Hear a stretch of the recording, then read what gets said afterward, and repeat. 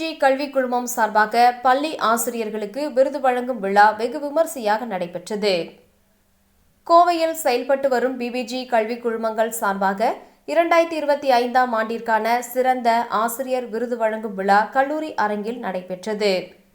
PPG கல்விக் குழுமங்களின் தலைவர் doctor எல்.பி. Thangavelu தலைமையில் நடைபெற்ற விழாவில் துணைத் தலைவர் அக்ஷய் தங்கவேல் முன்னிலை வகித்தார். கல்லூரி முதல்வர் முனைவர் முத்துமணி அனைவரையும் வரவேற்று பேசினார். நிகழ்ச்சியில் சிறப்பு விருந்தினராக பெரியார் பல்கலைக்கழகத்தின் முன்னாள் துணைவேந்தர் குழந்தைவேல் கலந்து கொண்டார். முன்னதாக பிபிஜி கல்விக் குழும தலைவர் மருத்துவர் எல்.பி. தங்கவேலு பேசுகையில், ஒரு சமூகத்தின் வாழ்வியல் சூழல்களை மாற்றும் திறன் கல்விக்கு மட்டுமே உண்டு என்று கூறிய அவர், அத்தகைய கல்வியை போதிக்கும் ஆசிரியர்களுக்கு விருது வழங்குவதில் பெருமிதம் கொள்வதாக தெரிவித்தார்.